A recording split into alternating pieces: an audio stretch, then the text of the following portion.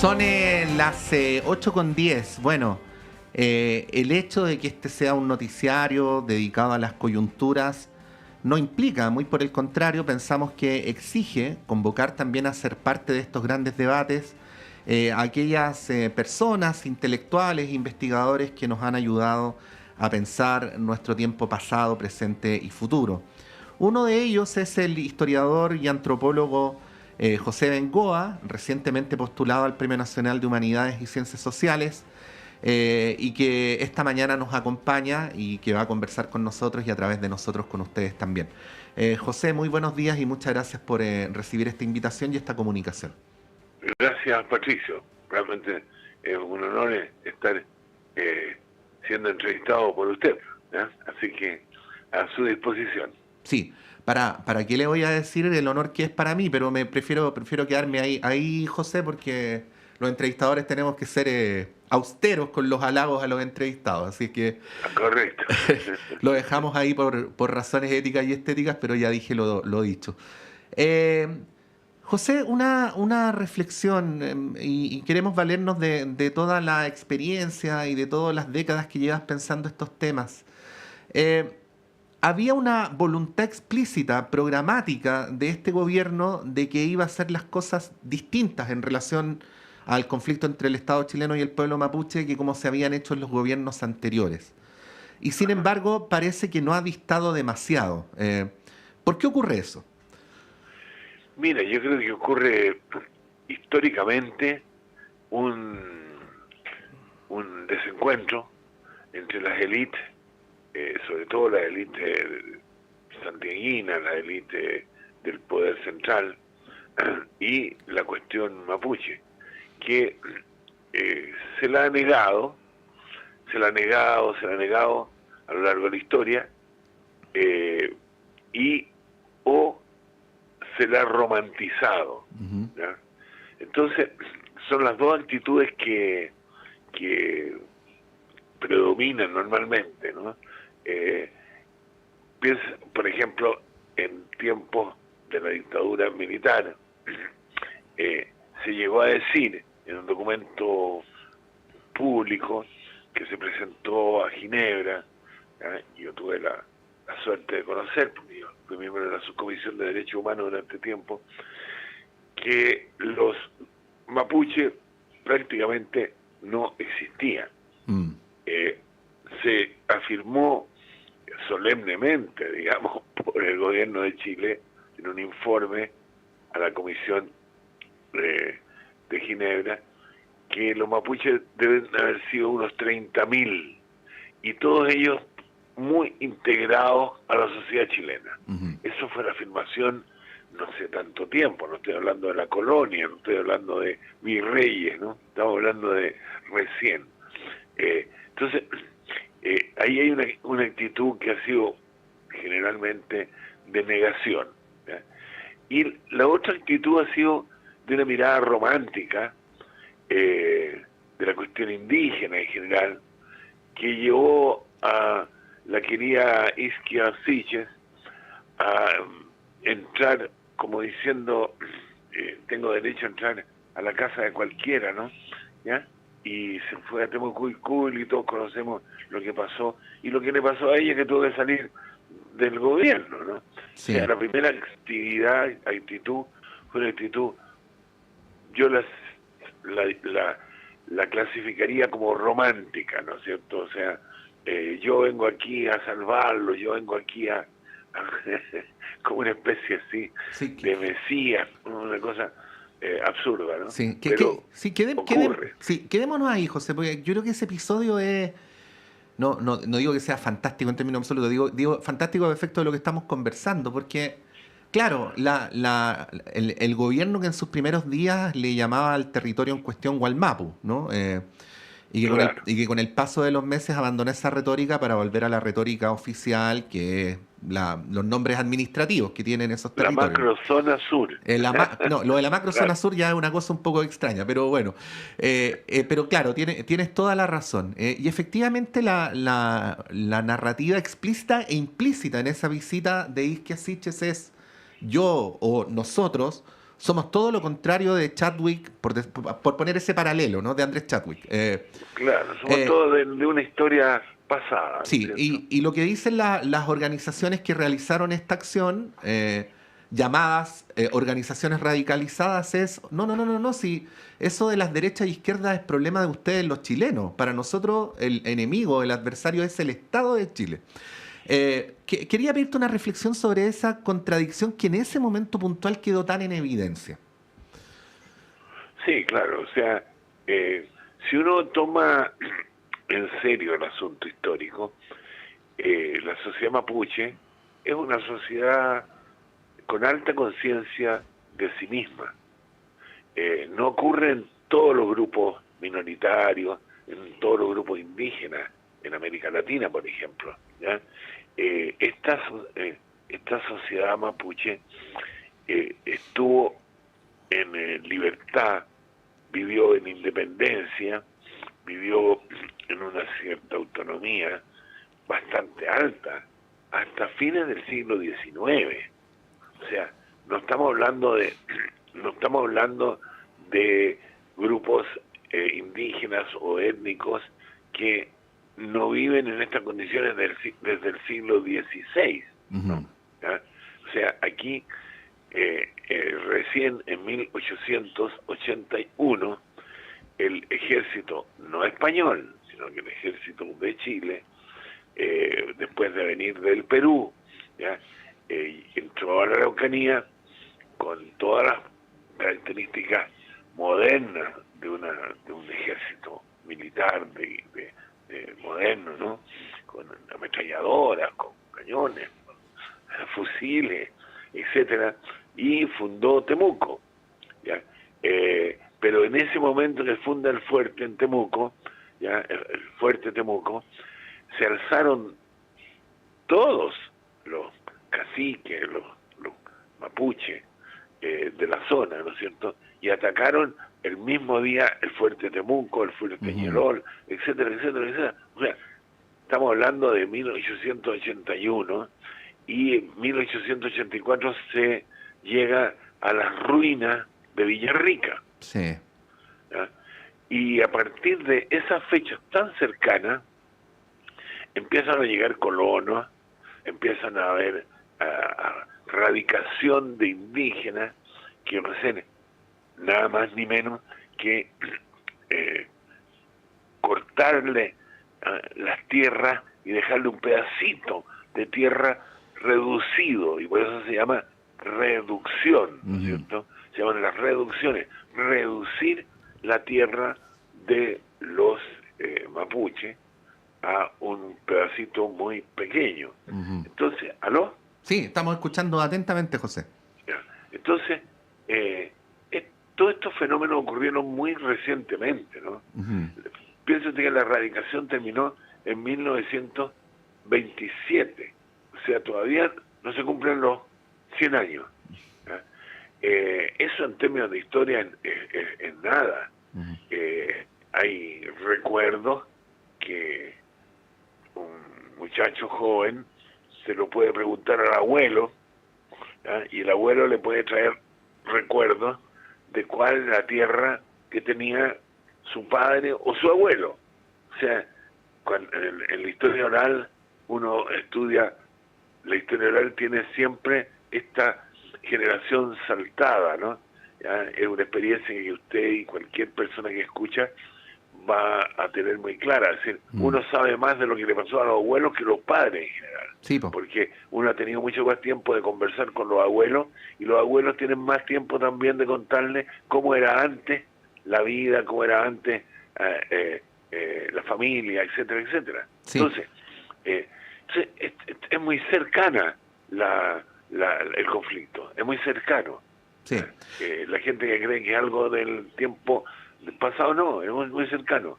Y la propiedad de Biobío al sur, sobre todo del Mallejo al sur, para ser más preciso, es una propiedad que se constituyó muy cerca, muy hace poco tiempo, e incluso que se sigue constituyendo de una manera más complicada todavía con la reforma agraria, con la venta de tierras a las forestales. etcétera. Entonces, es un proceso muy distinto al proceso de propiedad de la zona central, ¿no? La zona central de Chile, bueno, la propiedad se hace en el 1600, fíjate. 1600 se hace la ordenanza de Lillo aquí en la zona de Santiago, en la zona Concagua, etcétera. O sea, Sí. estamos hablando de 300 años de diferencia. José, Entonces, esas sí. cosas hay que tenerlas en consideración cuando uno habla de los temas que tienen que ver con el mundo mapuche en el sur, ¿no? Sí. O sea, son temas que se están construyendo todavía se están construyendo. Sí. Y bueno, y obviamente es uno de los temas más complejos que tiene la sociedad chilena, y eso no cabe la menor duda, ¿no? Sí. Uno de los temas más complejos. Ahí, Y José, hay que analizarlos con toda la complejidad que eso tiene. sí, ahí quería ir, dentro obviamente del tiempo limitado que da el formato radial para tratar un tema de tal envergadura, pero hay una cuestión material a la que tú referías, que es el tema de la tierra, pero también está esta otra dimensión cualitativa que de alguna manera dialoga con nuestro tiempo también, donde han aparecido estas tensiones entre las identidades de los estados-nación y la identidad de los pueblos que viven al interior de esos estados-nación. Y ahí muy breve, para no alargarme mucho con la pregunta. Cuando fue el estallido social y las calles de Chile se llenaron de banderas mapuche, parecía ser que empezábamos a dejar atrás esa época en la que quienes tenemos sangre mapuche sentíamos o nos hacían sentir más o menos vergüenza por aquello, ¿no? Y parecía transformarse la vergüenza en orgullo. Pero luego vino este resultado tan categórico del plebiscito, donde una de las cuestiones que parecen haber provocado controversia es la pretensión de haber transformado a Chile en un Estado plurinacional. Bueno, para efectos de eso que es más cualitativo, que tiene que ver con la respuesta a la pregunta de quiénes somos, ¿qué podrías decir? Porque ese tipo de cuestiones son muy profundas y también inciden en la manera en que enfrentamos los conflictos materiales. Claro, claro. Mira, a mí me invitaron a conversar en la Constitución primera, cuando estaba preparando la primera Constitución, ¿ya? Y ahí se metió esta idea de plurinacionalidad y reemplazando la idea de reconocimiento constitucional del pueblo indígena. Y yo incluso señalé que me parecía un error, porque la historia de Chile ha sido muy clara en que los indígenas han sido ubicados por la población chilena de la zona central en las fronteras, ¿no?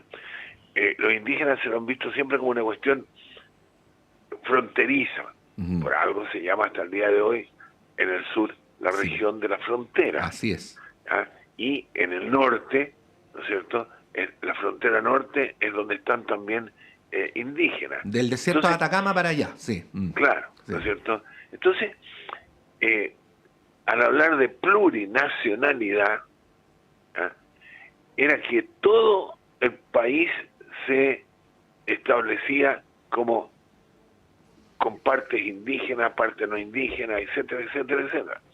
Yo incluso en esa reunión hice un análisis de lo que había pasado en Bolivia y lo que había pasado en Ecuador, los dos países que habían asumido este concepto.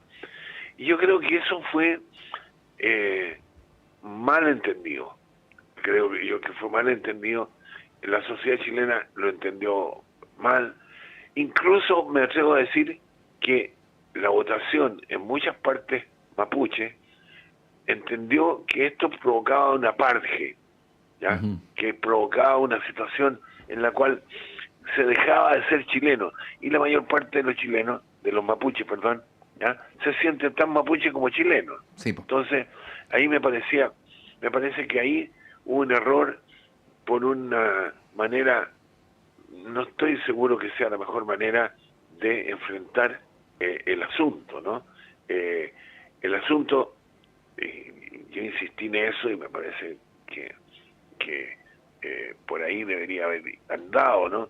El asunto era cómo otorgar grados altos de autonomía política, cultural, lingüística, en la zona de gran presencia indígena, mapuche, o en el norte de gran presencia aymara, ¿no? Entonces, por salir con esta idea más plurinacionalista, yo creo que se perdió un poco el encanto que había, la importancia, ¿no es cierto?, que había en eso, ¿no? Sí. Creo que esa es mi opinión, modesta, pero mi opinión sobre este asunto, ¿no? Estamos conversando con el historiador y antropólogo José Bengoa, quien tiene una larga trayectoria. Aprovechamos de mencionar que está siendo postulado al Premio Nacional de Humanidades y Ciencias Sociales. José, en la misma línea de lo que tú planteabas, ¿ah? Si bien en esta entrevista partíamos con un tono crítico a este gobierno por la manera en que había entrado en el tema, por otro lado también habría que reconocer que es un gobierno que, a diferencia de otros, asume que el problema de fondo es político y no policial o represivo, ¿no? Y por eso se ha creado este Comité por la Paz y el Entendimiento, pero que en todo caso ha postergado varias veces la entrega de sus conclusiones porque se autoimpuso que éstas fueran por unanimidad, ¿no? Y yo me Sí. preguntaba antes del funcionamiento de este comité cómo se iba a poner en acuerdo a posiciones que tienen un antagonismo que parece irreconciliable sobre una cuestión tan material y básica como la posesión de la tierra. Claro. Porque la tierra no se puede, uno no le puede poner más tierra, disculpe que lo diga de esta manera tan ridícula, para que todos queden contentos. Entonces, pensado así, podría parecer que no hay solución posible, ¿no? Que este es un conflicto más bien que hay que gestionar, que aspirar a resolver. Pero ahí, José, usted que ha trabajado tantas décadas en el tema, podrá decirnos algo Sí, más esclarecedor que lo que podría decir yo, sí. a mí me llamaron para participar algo en esa comisión y yo dije que no, ¿eh? Ujú.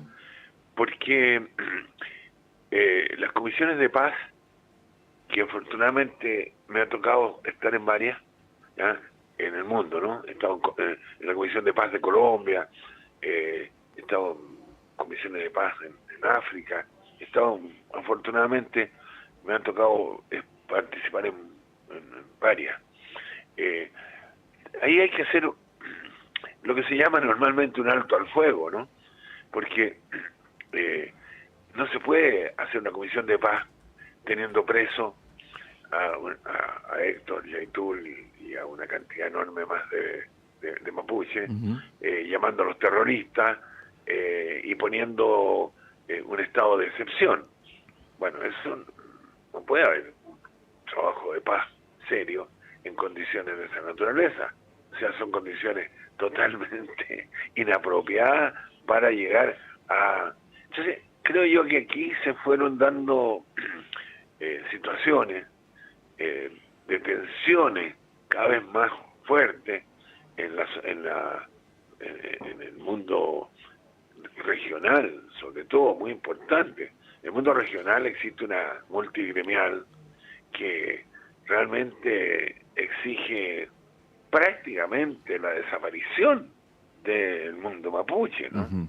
Entonces, las posiciones se han puesto a un nivel de extremo tan grande que yo no le veo muchas posibilidades a esta comisión de resolver ni mínimamente siquiera los problemas.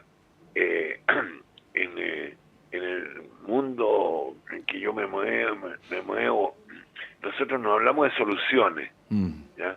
Hablamos de acomodaciones. La Ujú. palabra en inglés funciona muy bien, accommodation, porque las soluciones normalmente son solución cero. ¿Cuál es la solución que muchos piensan del mundo mapuche? Que se acabe, Claro. que Oye, se acabe. Entonces, o un grupo de representantes de los supuestos lados y lados firman un documento y con ese documento el problema deja de existir para siempre. Visto como lo dices tú, claro, José, eso es de... O sea, los objetivos de este comité serían de una candidez absoluta. espero que no, pero todo lo que me llega por la prensa, porque no tengo otra fuente. Digo, pretender solucionar un asunto tan complejo, en ese espíritu planteaba. Pero además hay cuestiones que no pueden funcionar, ¿no? Si no se convoca a los actores beligerantes, bueno, no están sentados los que tienen que estar en la mesa, ¿no?